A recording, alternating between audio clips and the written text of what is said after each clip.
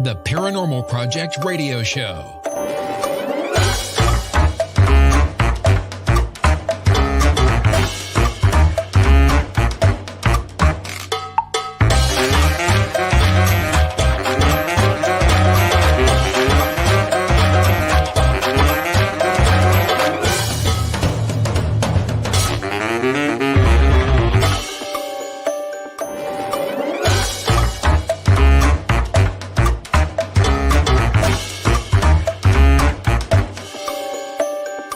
Here are your hosts, Scott Allen and Christina Bowen. Hello, everyone, and welcome back to the Paranormal Project Radio Show. I am your host, Scott Allen, and Christina is off for the night.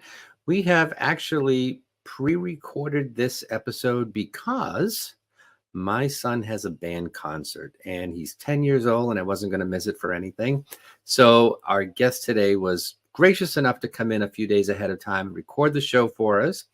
Next week will also be a recorded show because we are going to San Antonio for the Lone Star Paracon.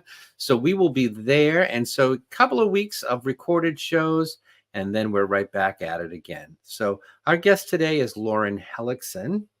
And for those of you who don't know who Lauren is, you may have seen her beautiful crystal pods out and about in the ghost hunters world. And I'm going to bring her out here in just a second. We're going to chat about that and how she got into all of this metaphysical ghost hunting stuff.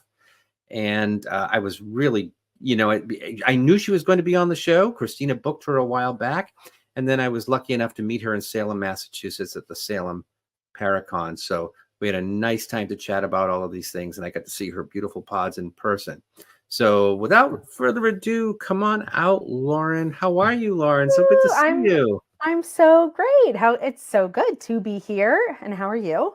I'm doing great. Thank you so much for rushing back and being on the show with me today. You know, like all the stuff that happens behind the scenes, but it's all good. It's all good. We did it. We did it. So I have to ask you before we get into all this stuff, because I'm really excited to talk to you about your stuff. But you are going to be doing something at Haunted Hillview Manor in Pennsylvania, right? You have something's going on. Is it a class you're teaching? Or? It's in July, and it's exciting because it's my first like sort of feature event where I get to be like the face of the event, and I'm very excited about it because I've always. How great. Yeah, I'm super, super excited. I started a workshop this year. I build the crystal pods, and I had recently put a video on YouTube about how you could build your own proximity sensor. If, for a very, it's like under $50, you could build your own. It's really easy just to sort of show people that you don't have to have all of this money in order to buy all sorts of fancy equipment to sort of explore the unknown. So it's just a little step in the direction of empowering people. But I turned it into a workshop. So I will travel and I'll bring, they're called Prox kits. So it's a kit that I put together for you that you are able to learn about the internal components, the circuitry on the inside, and how the proximity works, because all of the proximity sensors work in the exact same way. Doesn't matter what their name is, doesn't matter what the price is, if it's a REM pod, if it's a crystal pod, they all work in the same way. And then this way, you don't have to know how to solder, you don't have to glue anything, you don't have to know, the inner workings of circuitry to build this. And you end up with a really cool piece of equipment that you can use however you want. And by no means my first workshop, but definitely my first sort of like feature is going to be at Hillview Manor in July. And I'm so excited because I love Hillview. Very exciting. So if they get one of these kits, they don't have to do any of that. It comes with all the circuitry and everything together. And then what, they just put it together or? So in the workshop, the kit that you get is something that I make the kits. I pre-drill all the holes. I bring all the tools that you're going to need. And what a lot of people don't understand is both the REM pod, the crystal pod, any trigger alarm proximity sensor that detects electromagnetic radiation are all modified from either a trigger alarm or a theremin musical instrument. Which that's a super fun fact. If you're not familiar with what a theremin is, they were very popular between like the 20s and the 50s. You've heard them a lot in really like old school horror movies, but Really? it's like that. That's a Yeah. Science theremin. fiction kind of stuff. Okay. Yeah. And it was actually modified because how it works is it works with the humans, with you humans, with the bodies You humans. you naturally naturally radiating electromagnetic because we emit electromagnetic radiation, and it has two antennas. One antenna is the tone, and the other antenna is volume. And so you switch around the tone, you do the volume, and it's very cool to watch. But DOS, which is the DOS REM pod, the black with the red top, it's a circle, all the different lights, actually just took that instrument and created what we know as the REM pod. And it is, you can buy junior theremin kits on Amazon, and you can, make your own DOS REM pod in that way. All the components are the exact same. They just manufacture the circuit boards themselves now. But mine, the Crystal Pod, it's just a modified trigger alarm. So it's an alarm that you hang over your doorknob, metal doorknob. And if somebody were to come up to the door from the other side, it detects their radiation and it sets it off. And I know, isn't it so fun? I just modified it and designed the art that goes around it, and used just more like materials like I practice I have a lot of spiritual practices, so I wanted to incorporate that mysticism into it as well. So I have all of the elements, well, at least earth, fire, air, and water, all incorporated into each pod. So it has that sort of mystical occult vibe from like the roots of paranormal. And then it has the more technical circuitry and electronics on the inside. So that's where that all came from. So the Prox kits are that alarm that I have pre-drilled. I bring you all the tools, and I was able to create a way that you can build it without using, glue or soldering or anything. And so I walk you through the steps on how to build it yourself. And then we like decorate them and things like that too. But in the process, you learn all this, you learn how it works, you learn why it works. And you get to build one. So that is the coolest thing. Do yours light up? I don't remember if they light up or not. They do. Do. I put mine too far away. I'm going to grab this one. There it is. Okay, here we go. I'm back. I knew usually I have like a pile next to me. But yeah, they do. So these ones are for the vendor show pods. Always have like a little like limited edition thing on them. They come with special pricing, but their power lights are this bright purple. So that if you're using it, somebody doesn't kick it over because they can see it, because it's this bright purple light.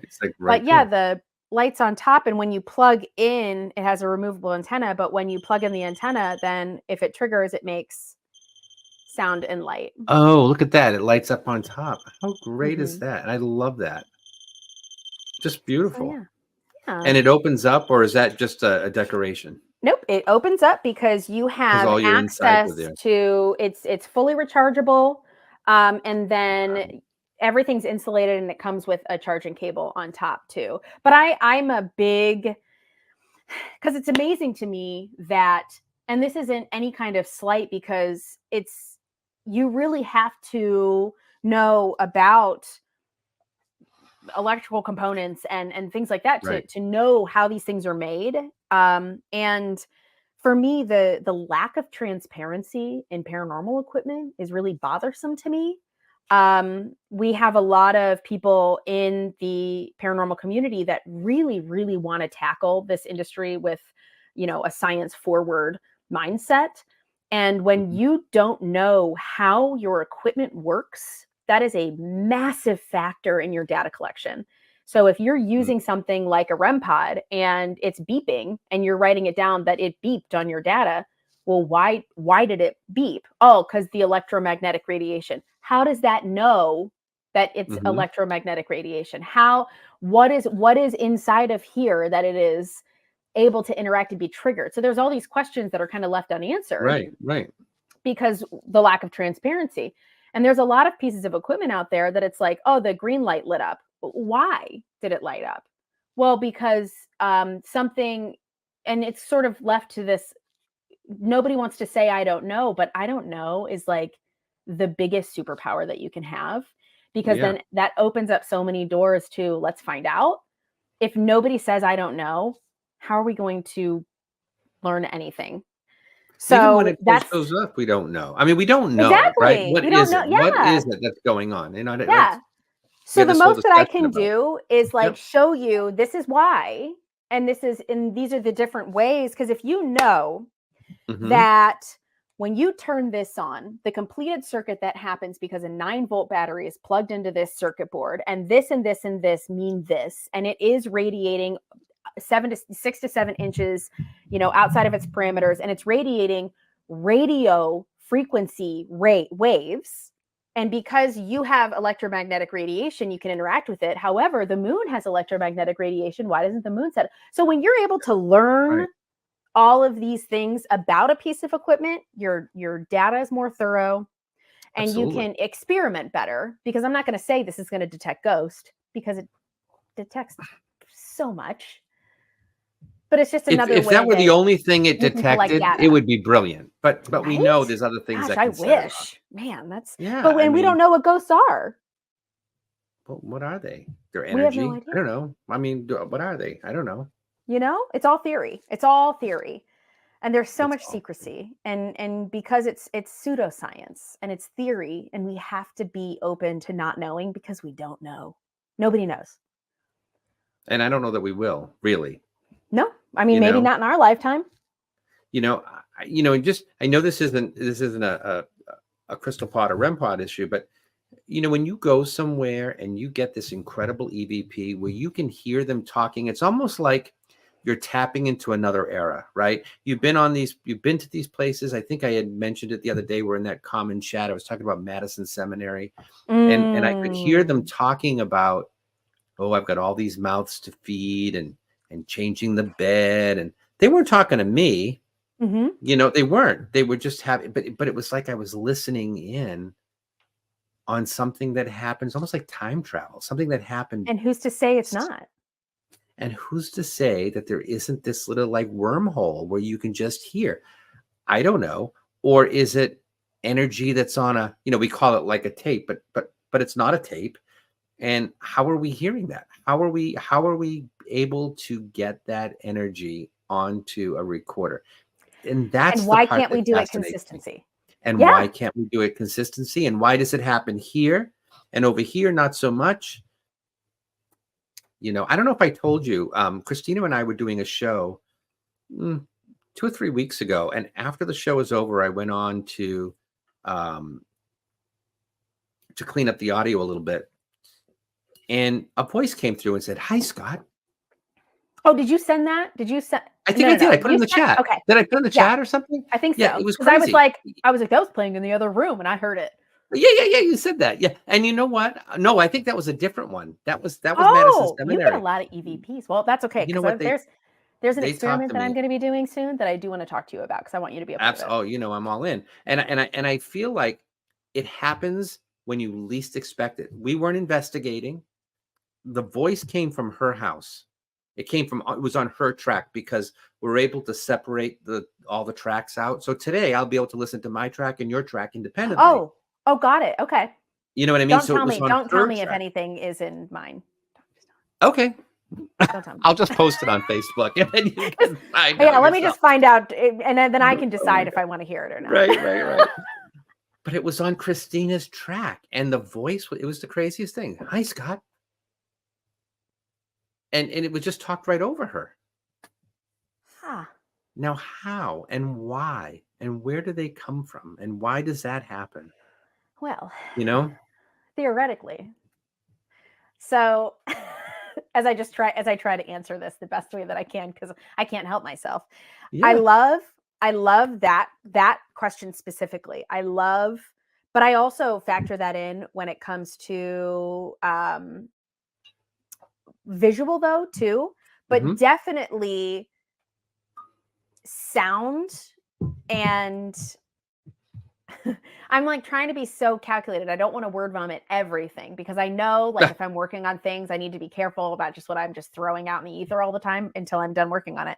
I'm doing a lot of work and experimentation around static electricity, but then also too like sound frequency and air pressure.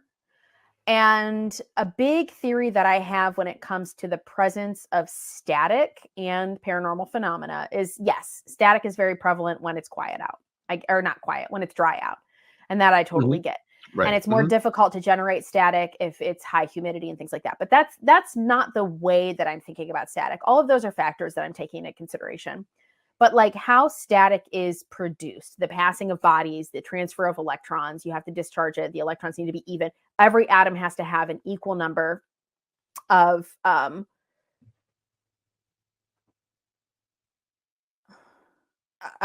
electrons and protons. And sorry, I didn't know and the answer, so I just figured I'd let you suffer with it. So well, I don't know. there's like protons, neutrons, electrons, and Hmm. when there are more of one, you create this electrical discharge. And for me, when it comes to EVPs, sometimes visually, for me personally, don't I don't think that quote unquote intelligent hauntings are ghosts. I don't think that John from the 1800s is intelligently haunting anything. But I do think that residual hauntings are very real, and the intelligent hauntings that we experience are something completely different. Okay.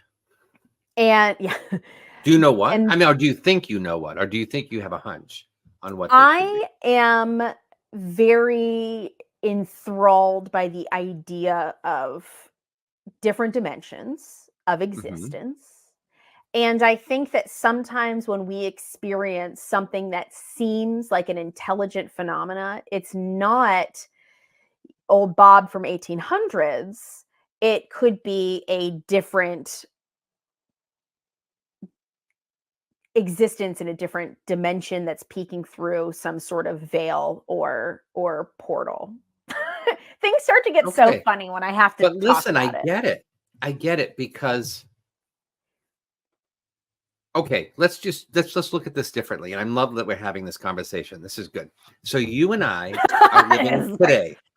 We're living today, right?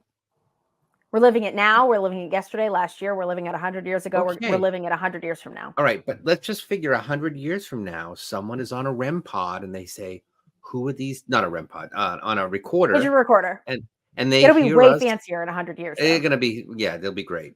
But they're Yeah. gonna hear you and I talking about this.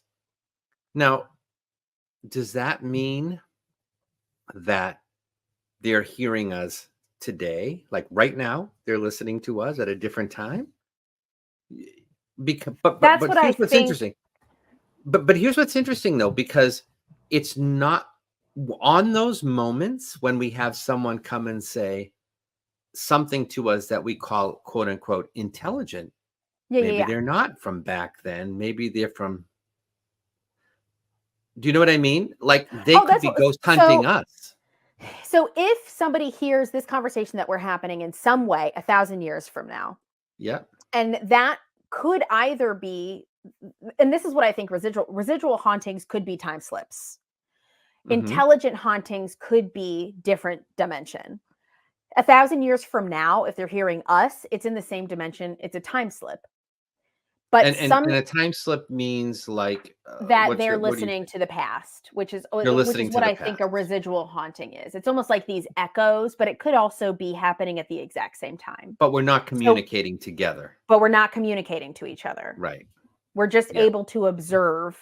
Yeah. And who's to say too that some of that residual, like unexplained residual haunting phenomena couldn't be us seeing 1,000 years into the future, but we're just observing. It's just an observance because time is always happening all at once. It's not this straight line that we think it All at is. once. Our brains just can't comprehend the fact that it's all just a big, huge jumble of everything, and it's all Mhm. happening all at once. And Right. I'm going to say it's all happening all at once a billion times over until time ends because it's always happening all at once. Always happening all at Mhm. once. Always happening all at once. Always happening all at once. Always happening. You know what I Yeah. mean? Yeah. So intelligent hauntings, I think, could possibly be communication from a different dimension of people who have access. So there's an interesting creator on, it's so funny. I have a group of friends that when we say we saw something on TikTok, we say, I read an article. Yeah. So I read an article.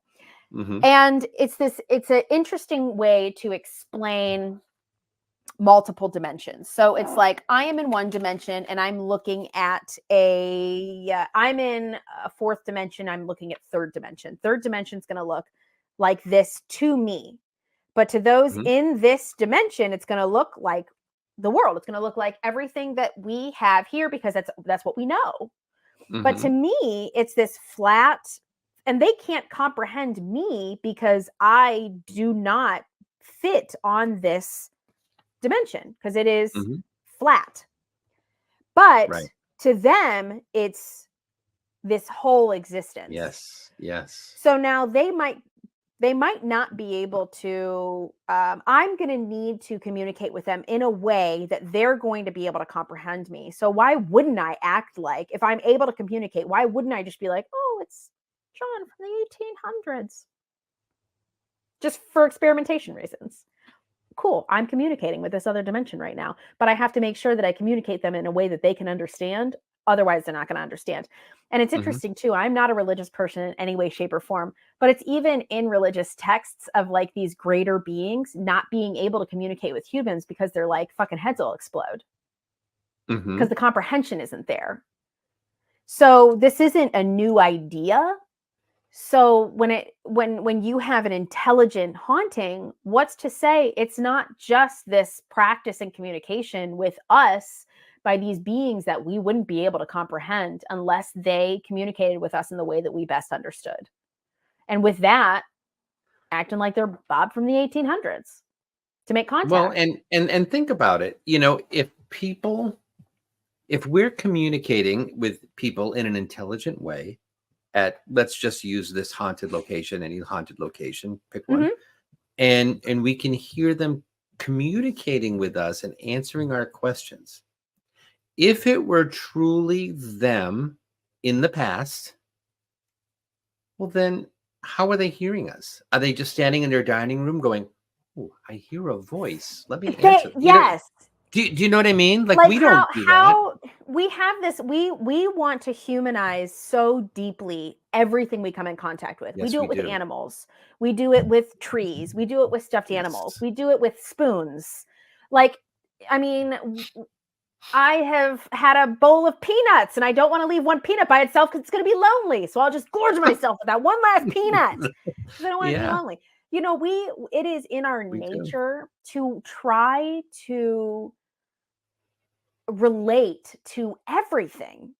And I think that's humans by design. Like we're supposed to be compassionate about everything, even though sometimes we're Right, not.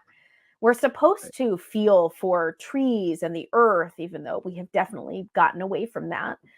So, Yes. of course, we're going to humanize something that isn't quite able to explain itself.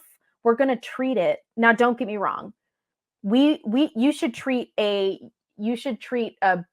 dead plant with respect. So Mhm, obviously, I don't know what ghosts are. So anytime I walk into a location that's deemed haunted, I'm going to be mhm. respectful. Of course. Yep. But I try not to humanize. Mhm. I try not to thank inanimate objects. I try, because I feel that it starts to really muddy up the research and the data collection of it. But I'm also not going to cuss out a space to try to get, something negative. I'm not going to say, touch me, or, prove yourself, because that's just not what I'm in it for. But I also don't think that we're communicating in the way that is understandable to what we're trying to communicate with. And I think that's sort of why the paranormal field is developing so slowly, because we're just treating it like we're just talking to friends. And I don't want to get too heavy into that, because I don't want to discourage people or think that I'm telling people that they're wrong. They're not, because we don't know. They could be people. It could be dead John from the 1800s walking around going, what is this bitch talking about? It's really me. But I'm just coming from it from a different point of view, because it's so necessary that we have research in different ways. Right. And I need to come at it from this point, because it's necessary to have a well-rounded field of research. And look at it this way, because I sometimes will have this conversation with people about mediumship, right? Well, why do you get what you get, or how do you? Well, first of all, I don't know. I mean, you're gonna love my experiment, by the way. You're gonna love it. I can't wait. And we will talk. But I don't know. But here's what I do think, and this is just what I think. If you have a dog and you blow a dog whistle, your dog can hear it. Correct. Your dog up the street can hear it. You can't hear it. Your friends can't hear it. That doesn't mean that whistle isn't blowing. It's just at a frequency that is, we cannot comprehend. Now, what if these different realms of existence are all right here? They're not up on a cloud playing a harp somewhere. They're like right here. And that's why sometimes you can feel them. Sometimes certain people can tune into that frequency and get a message. Sometimes equipment can just lucky enough to you just grasp a piece of that, just a piece of it. Yes. But it's all right here, right now, on different frequencies. And we're 100%. Just a different channel on the station. That's it. The AM dial, there's a song playing, but if you're on FM, you're not going to hear it. Not just that, but if you're not in the town where the song is playing, you're also not going to hear it. You're also not going to hear it, but the song you might be on you might be on the exact same station. Same channel. That's right. But you're too far away from the tower. Or you're playing it's a different station. 105.7 in Cleveland's going to be different than 105.7 in Ontario. Yes, and we have a 105.7 here. Yeah. And I'm sure it's different. Yeah. Yeah. 100%. And not just that too. 105.7 from when I was little is way different than 105.7 now. Yeah. So that's and a lot of that too, with the whole why I think we all have an ability to sense. I think it one depends greatly on how it's, when it's discovered, how it's nurtured, your life sort of path, the different things that have happened in your life. You know what I mean? It's not, but because, and the reason why I say that is I would never claim to have any kind of abilities, but if I'm at a location, I can feel energy. Or we were at the Collingwood Arts Center, and the medium Christopher Lee Jensen, who's absolutely, I don't know if you're familiar with Christopher Lee. I don't think I know. Let me make sure that I'm saying his last name. I like to just insert my own way to say people's names sometimes. I'm going to be at the Bell Mansion, and Nick Simons from 28 Days Later. I was on a podcast and I called him Nick Simmons, and I'm mortified. So Nick Simons. For 28 Days Haunted, you mean? I got it. Yeah, 28 Days Haunted. So that was me making up for it. But I called him Nick Simmons. I'm one of those read and I make up how words are said. But Jansen. I'm still probably saying it wrong, Christopher Lee Jensen. But he's incredible. And we were walking around, and he goes in this room, and he's like, there's a woman here, and she's not supposed to be here. And he was just really confused and whatever. And we kept walking, and we're walking, and we get back to the home base, and I just like quietly asked him, I was like, was she following us?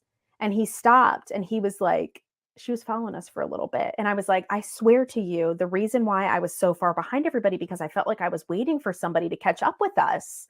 And he was like, for a little bit, she was following us up until like the dome or whatever. And that was kind of when I had stopped feeling her following us. But I didn't feel a woman. I didn't feel anything. I just had that natural reaction to slow down to make sure who was behind us could catch up. And there was nobody behind us. And so, and that's not an uncommon feeling. You know, if you walk into a room and it's tense, you know, maybe a fight just happened. We all have that. There's like a running joke of everybody's like, well, I'm an empath. No shit. Most of us are, unless you're a sociopath. Unless you're a sociopath. That's so like true, we all have empathy. That's why we humanize. That's why. So if you have that need to want to humanize a ghost, to want a ghost to like you, to want it to pick you, you have empathy, and you can feel the anger. You can feel the sadness in a place. You can feel the happiness in a place. It doesn't necessarily mean you're a medium, but we all are able to tap into that. And then for somebody like you just know where the dial's located. For people like Dana, she was just, you know, Dana Stryker was just born with it. And she was like, she's like, I don't really know how I developed it. Just one day I was like, oh shit, just, you know, seeing dead people's normal. You know, and it was and even then it's different than that, because the reason I didn't really open up to this until I was like 50 was because I watched Ghost and and it wasn't like that. It's not like, oh, I see dead people. I don't see dead people. Yeah. In fact, I've learned to shut it off in such a way, like what it got really bad. And then I was able to control it. And I don't get any of that now. I'll go into a haunted place, and unless I'm looking for it, I don't get it.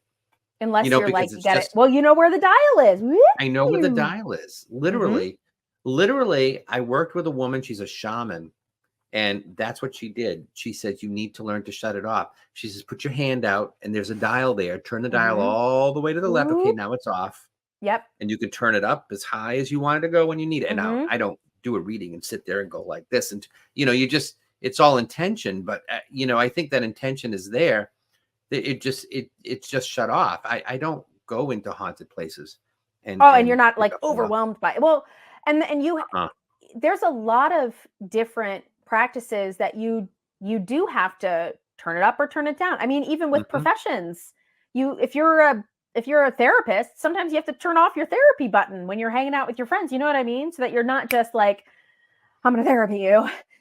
And I love the dial, and that the shaman taught you that. I used to work with a shamanic practitioner when I was in when I owned like a yogic practitioner space, and we would have shamanic healing circles, and I'm a Reiki master as well. So I used to help and assist. And one of the biggest things that she would teach when it came to other practitioners was just find something that you can, because a big thing in Reiki or any kind of energy work is that if you don't know how to shut it off, you will become so drained because you're like a light bulb all the time. So she was like, you know, find something that you really connect with, that you can, you know, turn it on and turn it off. And mine wasn't a dial. Mine was Iron Man hands. You know how when he would turn on his hands, he'd go, and it would go, and then he would fly himself away. That's what I always did. So before, I would rub them together, and I'd go, and like that's how I would start, and it was always really funny. Well, and it's so funny you say that because no, but it's, you know, it's really interesting because I remember, oh God, this is going back over 20 years ago.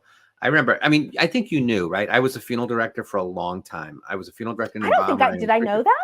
I don't know if you did or not. Now you do. I owned 3 funeral homes, and I started working in the funeral home when I was 16 years old. And I built one from the ground up that was haunted as hell. there was an old mansion there, years ago, and that's a whole other show. But there, I remember sitting in my office one day, and I was freezing. It was a cold, wintry day, and even though we had good windows and everything, I was just, I can't warm up in the winter, and I'm sitting like this, and all of a sudden I'm like, whoa, what's this? And I could feel this huge ball of energy, and I could move it and shape it and slide it. And I thought, this is the coolest thing. And so I can go like this, boom, it's on. Now it's off. You know what I mean? You can literally just turn it on and turn it off. It's like, I don't know how you do that. I don't even know. Can't prove it, but I'm telling you, that's how it feels. You can feel the energy coming from your hands. Oh my gosh, yes. And absolutely. I didn't know anyone else that could do that. In fact, the woman that worked for me, I brought her up into my office and I said, listen, I got this weird thing. Go like this, go like, and she's like, you're out of your mind. Just no, I'm going back to that's how I did it. Like, no, but that's how it started. I mean, there were other things, but that was the first physical thing that I said, this is really weird. What is this? And I spent the next 20 years saying, oh, maybe I'm psychic or something. Cause like weird stuff would happen. I would get stuff like premonitions and things, but never for a million years did I think I was a medium. And I really didn't even think I was psychic. I was waiting for someone to tell me because I'm skeptical, which is funny.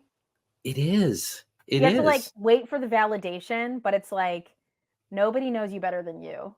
Listen, ghosts were talking to me on the radio, kind of like the show the other night. It was on all the time, and it was always the same one. Didn't matter where I was, and I still said, "This isn't real." The shaman is telling me, listen, no, you're a medium. I'm like, no, I'm not. I was a medium 20 years ago. Now I'm a large. I am not a medium. No. Oh my God. No, but bring ding chicken. And people who watch the show have heard that joke at least 5 times. So they're just rolling their eyes right now. I love it. There was no chance that this was real. There was none. And it took me another 2 years of like practicing with people. What do you mean you understand what I'm telling you? Like, how are you getting what's in my head? Like, where is that coming from? Finally, you start trusting it. It takes a long time. Oh, because I am skeptical. Because I'm skeptical. Mm-hmm. Yeah, I mean, you're going to have to believe in yourself before anybody else is going to. Well, and you know what? I'm skeptical of others too. It's not that I don't trust others, but it's like, how everybody who's never been on an investigation thinks they're run like Ghost Adventures? It's like, oh my God, everything's crazy. You know what I mean? They go on these things. They've never been one. They go on their first public ghost hunt and everything's off the charts. There's a lot of people that have gone on lots of ghost hunts that do that. Yeah. But I feel like it's that way with mediums too. You know what I mean? When they know someone who does this, they tend to hype it up a little bit. Everybody has it. Yeah, and everybody does have it a little bit, but I mean, they hype. Oh, no. I mean, like it's tough sometimes because yes, everybody, and this isn't to be an elitist or anything. No, I feel very uncomfortable calling myself a paranormal investigator, but I've come across so many. Everybody's a medium, everybody's a psychic, everybody's a demonologist. I've met demonologists who are 20 years old and I'm like, how do you know what a demonologist is? How? They took that online class. And that's the thing that I'm just like, now I've been friends with Dave Giuliano for, just the good, he sells my crystal pods. And so him and I have had a lot of conversations just about that too. He's like, I get uncomfortable calling myself a demonologist and he's been doing it for 100 years. Sorry, Dave, I love you. But and I'm just, you have these people that are very young, and it's not to say that you cannot accomplish things when you're young. You have so much time to accomplish everything being young, and that's so amazing. But when you have somebody who's 19, 20 years old, and they're like, I'm a demonologist, and I'm a medium, I'm a psychic, and I'm a seasoned paranormal investigator. And I'm just like, 20 years seasoned the toilet training. That's about Let's it. Do at that it. point. Yeah, go for it. I started paranormal investigating when I was 12. you know? And it's like, I've been interested in ghosts since I was little, but I'm not saying that I've been a paranormal investigator for 30 years. I start my career when I started working in the industry that I'm saying my career was in. And so yeah, I get what you're saying. It's also interesting too, with you being a male psychic medium, which I always appreciate, because it's another sort of stereotype too, that every woman in the paranormal must be a medium. They're all mediums. All of them are mediums. And a lot of them are dark. And I don't mean like just the way they dress, the way they carry a lot of people themselves. Everybody wears black in the paranormal. I'm in cream, right, and that's okay. You're wearing a turtleneck. That's different. I'm wearing a turtleneck because I'm cold. That's I'm wearing there's a little black on this, but this is the only black I have on my outfit. I'm wearing bright. But generally speaking, I don't wear, I don't dress like that. I don't wear, I bright stuff. I get normal. sad if the only thing I have is black. But like, you mean dark, like, what do you mean? Like foreboding dark? Or like think evil? No, I don't mean evil. No, I don't mean evil. Oh, is this like some psychic thing that I can't see? No.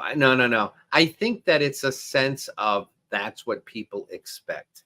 Oh, you gotta wear the dark clothing. I want to say it's an act, because I'm not saying that their mediumship is an act, but I feel like the presentation of it is an act. I think there are some really incredible mediums who are famous, who it's all performance art. Oh yeah, no, yeah, you're right about that. That doesn't mean they're not good, but they carry it to a different level because they think that's what people expect. And I mean, there is a level of theatrics that does have to come with being on television. I hate to break it to everybody when they're all just like, TV's fake. No shit, y'all. Like it is mostly acting. You will see on all of their IMDb profiles that they are actors. I was in drama club. You bet your ass if anybody's like, do you want to be on this show? But you're going to have to act it up a little bit. Fuck yeah, I will. Let's go. I don't think I'll lie. I won't blatantly lie, but I'll act like that thing that wasn't scary. I'll act like it's scary if you want me to. Sure. Okay. Yeah. It's acting. Yeah. But it's like, so there's a level of that goes to it, but it's the stereotype that does bother me, because then being a woman in the paranormal industry, it's more like, oh, do you do this? Do you do that? Are you a psychic? No, I'm not. Are you this? No. Are you this? No. Are you a witch? I mean, yeah, I practice witch. Oh, good. She's a witch. Okay. She's a witch. And it's like, yeah, that's not, so I stopped sort of like putting it out there that I practice, that's like, to be a demonologist, you're required to be a Catholic. And it's like, there's a lot of people that study demonology that are not like practicing Catholics. They understand that, but there's demons in every belief system, and but like the stereotype, yes. So that is why I will dress very bright. I try not to talk too much about like witchcraft, even though it's very prevalent. I'm probably a witch, but a lot of the stuff gets sort of pushed under the rug because it's like, well, it's not interesting that you're a woman who builds and develops equipment. Which I think it's fascinating. Why the fuck is I think it's fascinating. So, and I know we went completely off topic, and I apologize. Oh my God, I know. I do that a lot. I'm sorry. We did. We just kind of went off, but it was fantastic. It is, and I love this, but I feel like what I do and what you do and the whole paranormal thing in between, there's some commonalities, and it's common in that we don't understand it. And I'll be the first one to tell you that I don't understand what I do or why I do it or how I do it. I just know that somehow I can kind of like tune in and figure it out. Mm-hmm. And that's it's such a helpful tool. It's important. Yeah, but I don't trust it alone. I don't. No, yes. You know what I mean? I like having the equipment to back it up. I do. It's validating. And I will never, even like in a reading, people will say to me, what are my guides' names? I'm like, I don't know. I could tell you Fred and Jeff. I have no idea, because you can't verify that. I'm not going to tell you something that, I may get that name in my head. That means nothing. Nothing. Unless you can, if it's not evidential and you can verify that, like I tell you, oh my God, your grandmother's here and her name is Rose and she was a nurse and she, oh my God, you're right. That is my Yes. grandmother. Do you know what I mean? Yeah, sure. I'll give you that, but not like what was I in a past life? Not I can't something do that could possibly not even exist. That's a little harder. That's exactly it. And I And can't give you that stuff. to just be frank, hey guys, 100%. God might not 100%. exist. Your Well, faith is there's beautiful. something that exists because Yeah, for you know sure. what I mean? But But who what knows? is it? I think our idea of it may be completely off. Yeah. Oh no, for sure. But it's Because the idea, feeling is not fact.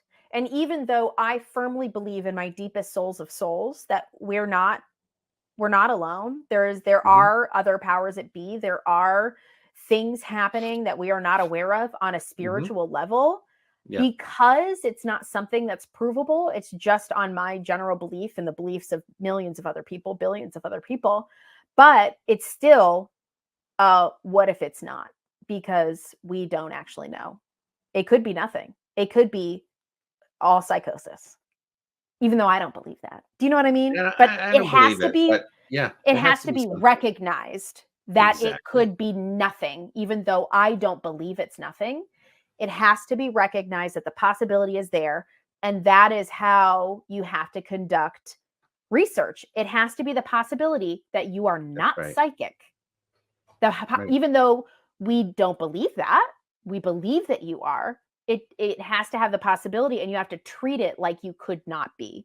And then that's where the validation comes in, and then that's where the other experimentation and all of those things. If you studied everything under the assumption that it could be nothing, you're going to have so much more data because we're not just depending on our belief in it. That's right. That's right. And people will do that. Oh, it must be this, that, or they don't prove anything. Mediums do it, ghost hunters do it, because we want to believe it. We Of want it course. to be paranormal if we go out into the field Yes. and we get, X, Y, or Z. We want it to be. And so we tend to shut that part of it down. Yep. And then we deliver it like it's fact. Well, it's fact. But I'll say this medium said too, it was. and I may get shot for this, but I feel like most ghost hunters no. though are not. No, I hope not. Please, people. No. But I feel like most people who go out and ghost hunt and do paranormal investigating, they're not scientific about it anyway. They're just going out to have a good time and with that's their fine. They friends. They just just want want to be fun. social, Oh my and God. that's it. And they get a voice, and they amazing. don't take it too seriously. They know they get a. Yes, get and that's a. perfectly. Oh my God, that's amazing, and I love that.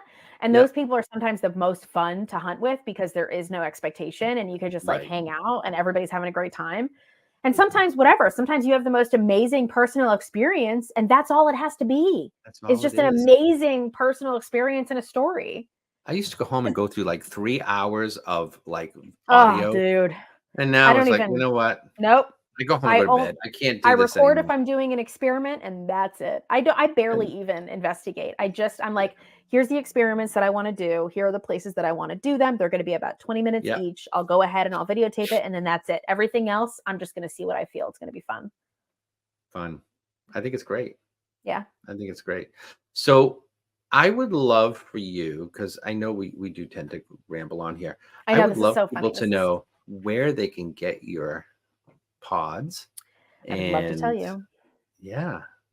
So, right now online, the amethyst version of the crystal pod is available on theghosthunterstore.com. You have to put the in, right? The Ghost Hunter Store. Yep. Yeah. As I'm just like, right? Actually, Don't you have to put let me put this in here. So you hang on 1 minute. I'm going to put it right at the bottom of the Yeah, the screen. Ghost Hunter Store. Whew, okay. www.theghosthunterstore.com. And soon, in probably the next 2 to 3 weeks, we are releasing a new version. So you'll be able to get the amethyst, and we're doing a total like tuxedo version where it's all black and all black stones. So we'll have the amethyst pod, and then we'll have the all black, back in black pod on the Ghost Hunter Store. on my website, you can order a custom designed pod. So anything that you want. If you follow me on any of my social medias, you'll probably see I just released the pictures for a crystal pod that I built for Becky Ann Galentine. She has like almost 800,000 followers on TikTok. And hers is on the top. It's a spirit board and it has rubies and garnet and it's beautiful, if I do say so. But so I'm doing custom crystal pods on my website. Custom start at $150.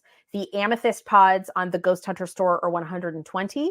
And when I go to vendor shows, my first vendor show, the 28 Days Haunted event at the Bell Mansion in Fort Wayne, Indiana, that is next weekend, the 20th, 19th, and 20th, I will have vendor show pods and my static meters, which is a brand new piece of equipment.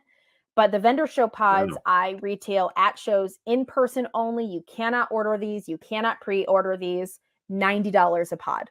So wow, that's fantastic. Good for you. So I do $90 at my vendor shows. I have to say you can't pre-order and you can't order because I'll have people that like, I don't know, really want them. And I'm like, I get it. I do. But it has to be in person. It's on the day at the moment.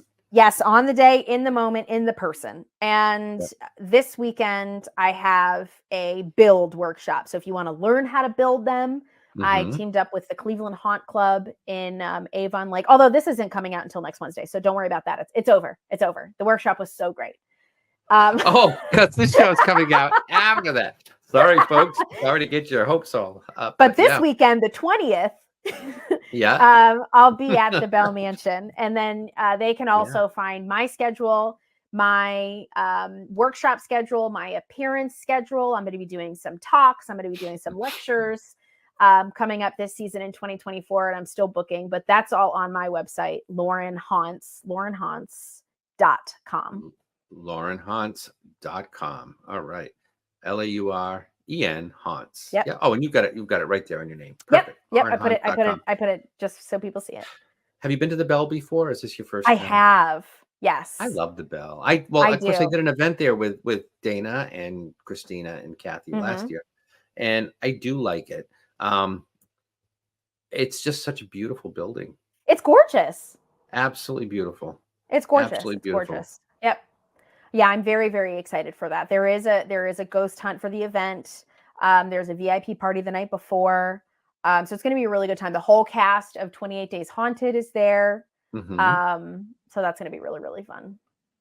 That'll be great. Yeah, very, very and exciting. It's a kick off my vendor show season. So I think that's great. And you are. Am I going to see you? Am I going to see you in Hillview Manor at the Psychic Fair, or no? You're not there for the Psychic Fair, are you? I might just come because I want to try to attend events that I'm not working, so that I can just have fun. Not that my vendor shows are fun. I've never been. I'm anxious to do that. I have a call with Carrie this week. I'm hopefully planning a nice ghost hunt that I bring a whole bunch of my friends to. So that'll be, you and I chatted about that. So yeah, we can chat about that. That would be a really good time. I've never been, so I would love to do that. It's so, I love that location. It's huge. It's even on like a haunted hill. Like it's just really so, it's so cool. And it's huge.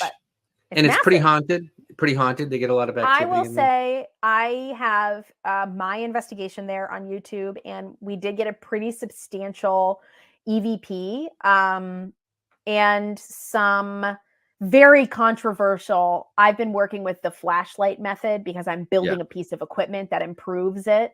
So hang on one second, Lauren. Lauren, we're coming to a hard stop on the show, and I hate to do this. These hours go by so fast, but stay on the line because I'm going to chat with you.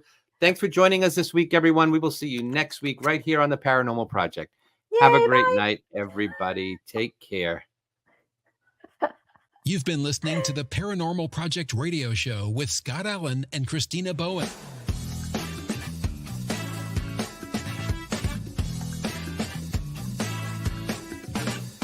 Be sure to subscribe so you don't miss the next episode. While you're there, leave us a rating and review. We'll be back next week with more exciting guests. Now go out there and